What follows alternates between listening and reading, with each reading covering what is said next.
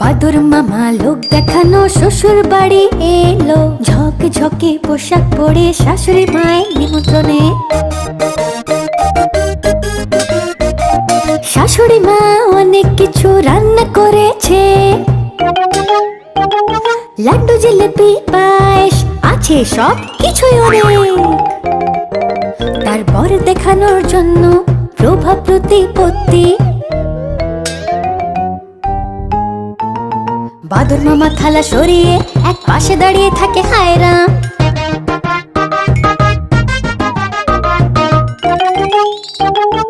অসহ্যে শাশুড়ি মা তখন পাথরের মতো লাড্ডু দিল,